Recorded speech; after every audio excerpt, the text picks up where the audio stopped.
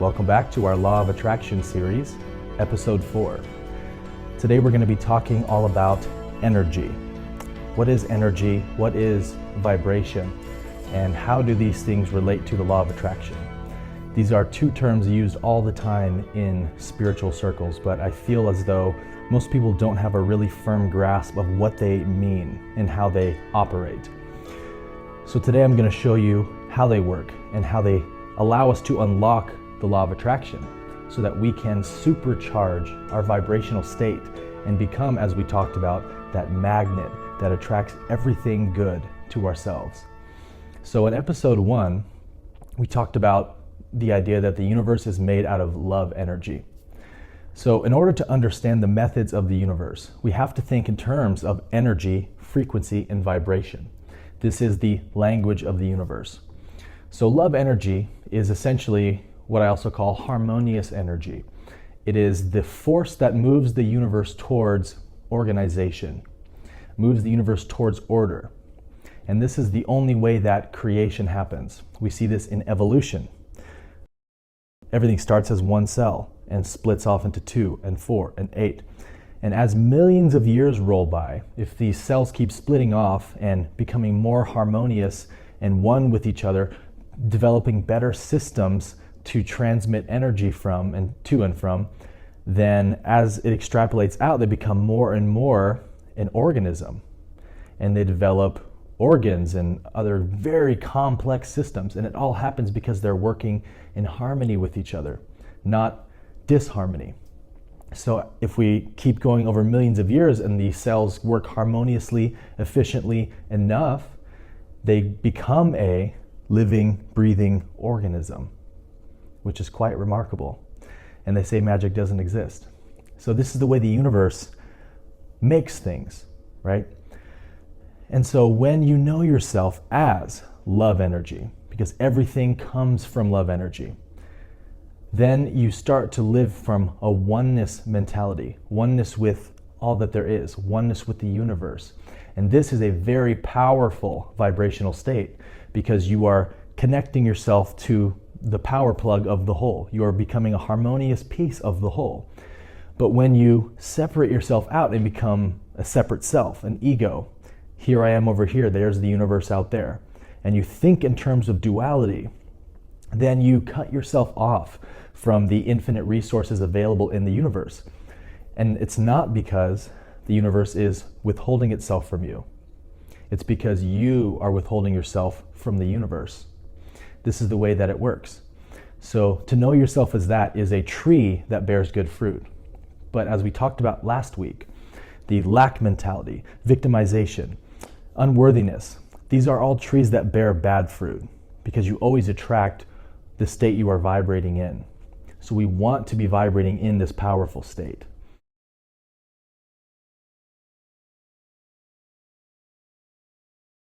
So I'm going to talk about the idea that everything is made out of light. And know that when I say light, I actually mean the entire electromagnetic spectrum. But for the sake of simplicity, I'm just going to say the word light. But light is actually just one point on the electromagnetic spectrum, the visible light that we can see. So light is essentially what everything we call matter is really made out of. When scientists dissect matter, they find only buzzing particles, quantum particles of light. And now that model's even outdated, and they've said actually matter isn't even made out of particles anymore. It's made out of these fluid-like fields of possibility that spread through infinity. So what we consider to be real is actually made out of things we do not consider to be real. So light is stacked on top of itself, essentially, so many times that it becomes so dense that it can look, when zoomed out far enough, like physical matter, like my hand, like the chair, the whiteboard. However, it's just light in a densified, entangled quantum relationship. And this is what E equals mc squared, Einstein's famous theory, actually talks about. Energy equals the mass of an object times the speed of light squared. And what this equation really is saying is mass is light and light is mass. So the amount of mass an object has, we're really actually just measuring how much light is contained inside of it. And so in relativity, Einstein's famous theory, he helped us understand how gravity works with this idea that when an object becomes densified enough, massive enough, it can actually warp space around it. And so E equals mc squared, or relativity rather, actually means that objects tell space how to bend, and space tells objects how to move. And this all happens because of electromagnetic energy being densified enough. And so we look at these waveforms here and understand that the more dense an object becomes, the slower its vibration gets. The more energetic and free it becomes, the faster its vibrational state gets. So ice is the perfect example of this. When water becomes dense enough, moves slowly enough, it becomes ice and it can't move. It's frozen solid, it's stuck. But when it heats up, it becomes water, which can move around and flow. And then if it heats up even more, it becomes vapor and steam and can go into the atmosphere and be even more free. So this is how energy works at the quantum and physical level. So if you took a building, for example, the Empire State Building, and you made it out of Legos, from far enough away on the skyline of the city, it would look just like a building. It would have exquisite detail, actually. But as you approach the building, the closer you get, you start to see that it's actually just trillions of Legos stacked on top of each other. So this is what light does, and it stacks and stacks and stacks and stacks and slower until we have matter. And we have you and I having this experience. But it's all just light at different densities. So we have this density spectrum that I've drawn for us to give us an idea of how this works. On this side, we have the atomic level, or matter, and it gets denser and denser this way. This direction, we have the quantum level, or the energy level of light, which becomes less and less dense and more free. And so, as we talked about in episode 1, you can live from love energy or fear energy, right? Fear energy is the equivalent of a slow vibration or a low vibration. Because fear, what does it cause us to do? It causes us to restrict, contract, to be slow, to not move in the world, to be hesitant, right? And love makes us free. Love makes us more ecstatic, more expansive, and it makes us feel abundant and give more away. And we move in the world and we do things and we accomplish things through love energy. So how conditional is your love? Because if your love has conditions, it's getting denser. It's moving towards fear. It's moving towards fear energy. The more free, the more unconditional your love is, the more energetic you become, the higher your vibrational state becomes.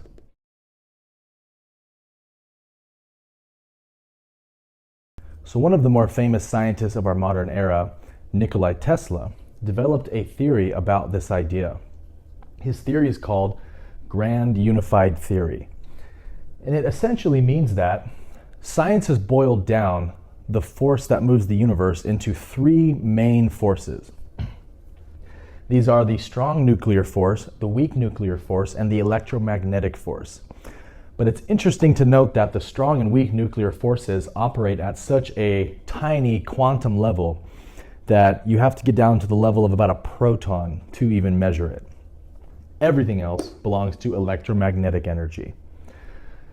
But that's when Tesla came along and said, what if these 3 forces, which move the universe, are actually just one force, manifesting differently at different density levels? And so if we look at this chart, science actually knows that this happens. Even though they all 3 start at different places here at 0, as we continue to increase their energy level or their vibrational level, the more energetic they become, eventually they merge into one great energy. And this energy is so great, in fact, that we can't even measure it with our most advanced scientific equipment. It is billions and billions of times higher than we can even measure. But it's somewhere around 10 to the 15th billion electron volts. And this energy continues to go up the spectrum as well. So Tesla said everything is one energy, manifesting differently at different density levels. So we can start to equate this with the energies that we live from, love energy, fear energy. We can see that fear is equal to darkness, as love is equal to light. We know that there's no such thing as darkness. Even though darkness appears to be a real sort of entity, we know that it is actually just the absence of light. It is just empty space without photons traveling through it. So there's no actual entity there. It's an illusion. There is only light. The same applies for love and fear, like we talked about in episode 1. There is only love energy. Fear is just the distancing away, or the densifying away from love energy to fear. It is slowing down the vibration, appearing to be immovable, separate, constricted, weak, powerless.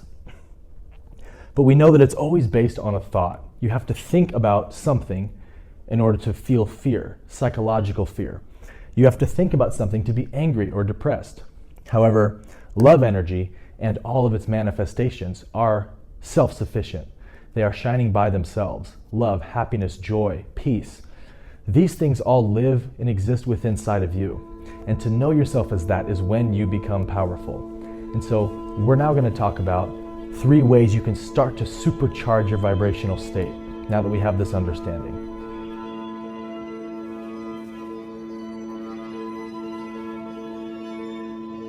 So before I give you the 3 methods, I would like to tie one more idea into this video. There's a verse in the Bible that says, God is light, in whom there is no darkness at all. There's also another verse which says, God is love. So if God is love, then we can replace the word God with love, and the verse reads, love is light, in which there is no darkness or fear at all. So if you are made out of love energy and made out of light, and God is light and God is love, then how can you be any different? How can you be separate? The whole law of attraction boils down to this one principle. This is the shortcut. This is the pathless path to the law of attraction.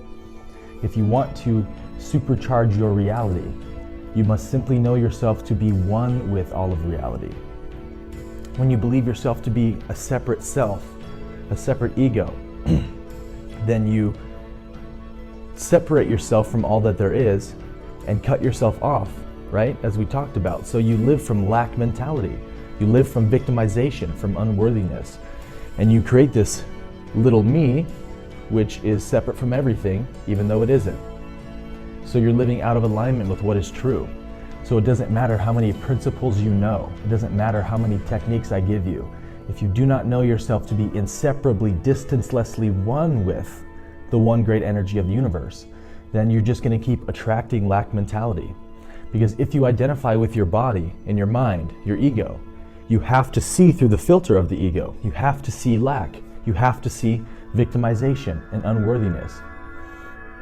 But when you know yourself to be the one great energy, consciousness inside of a body, then you become a piece of the whole and you have harmonious access to all the resources of the universe. You see abundance around you. You see increase around you. You see potentials. You see resources. You see possibilities. You become the most powerful version of yourself because you are seeing yourself at the highest possible alignment. This is why Jesus said, if you wish to enter the kingdom of heaven, you must first die to yourself. You must first deny yourself. He wasn't advocating suicide. He was talking about denying the false self, the separate self. This is truly the only way to understand that you are the law of attraction. And when you see yourself as separate from everything else, you're believing a lie. And this isn't even spiritual, this is just practical. If the trees didn't breathe carbon, you wouldn't breathe oxygen. So the trees are your lungs. If they didn't breathe, you wouldn't breathe. If the sun didn't shine down every day and nourish you, nourish the whole world, we would all die very quickly and painfully. So we need the sun to shine like we need our own beating heart. The whole universe is an interconnected field of harmony, and you are part of that harmony. And in fact, you are that harmony. Because the most vital thing that we know about ourselves is not our body, is not our mind, is not our personality. It is our consciousness. If I said to you, hey man, don't worry about dying, it's totally cool. You lose your physical body, but you keep everything else. Everyone's cool with that. Oh, sweet, I can deal with that. If I say, you also lose your personality, you lose your memories, sense of self, but you are still conscious and can experience. People say, oh, okay, well, that's not so bad. But when I say, your consciousness dies after you die, everybody freaks out. Because that's what we know ourselves most intimately to be. That's what we know ourselves as, even though we're somehow dreaming that we're separate. We're somehow hypnotized that we're different from everything that there is. Even though you were born out of this universe and you are existing inside of it right now, the ego says, but I am separate from it. And so you're out of alignment. So you must live in alignment. You must see yourself as the universe sees you.